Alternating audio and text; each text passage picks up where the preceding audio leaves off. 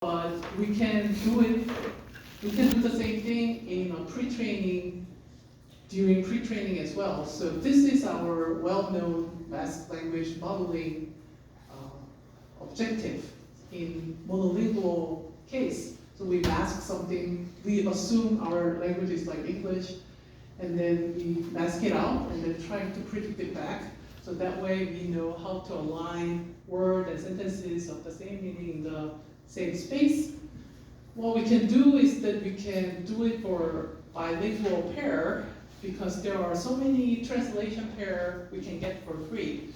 So parallel corpus. So if we have English sentence and the same thing in French, we can use this pair to predict like French word and English word. And this prediction can benefit from the meaning of English, and then this prediction can benefit from the meaning of French. So this prediction process naturally tries to find the aligned representation of English word and French word in the same space.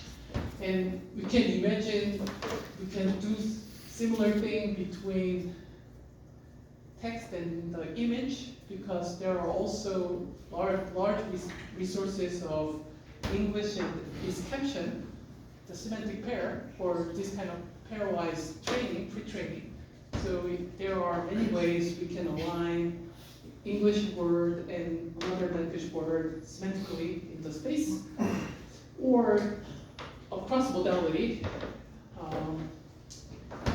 English word and also image.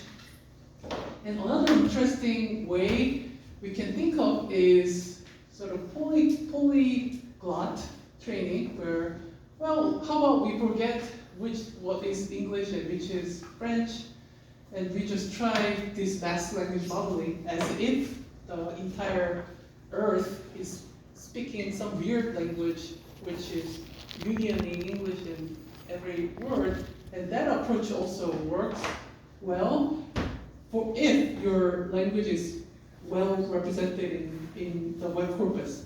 So that's another way to do it. So we will take a look at the details of how exactly we can align better for this cross-lingual translation. So as I said, for monolingual, we can try this language modeling objective. For multilingual or multimodal, we can have a parallel pair between English and Korean, or image and caption, and then trying to predict not only English word, but image as well. And also, we can do it for code, language and code pairs as well.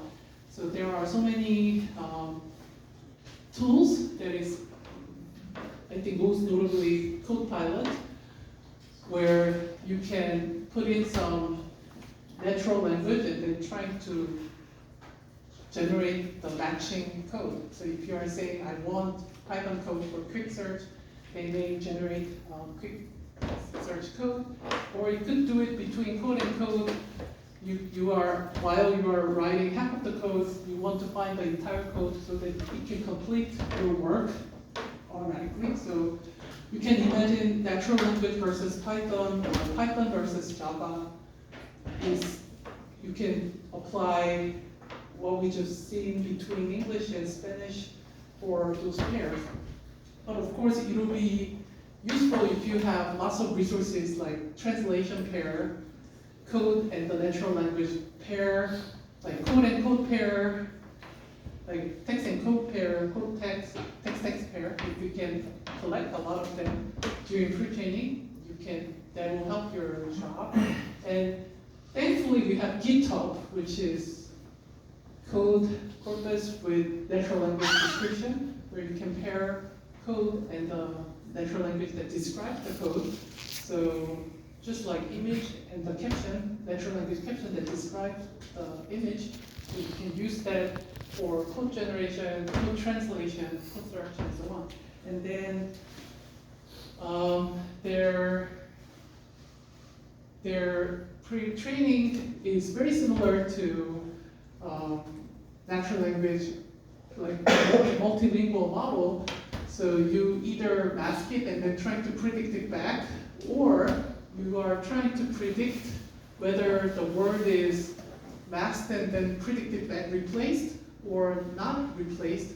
You are trying to predict this correctly. Could be another pre-training objective. And the CodeBird from Microsoft is an example where throughout this process they learn how to align code representation and text representation in a same semantic space.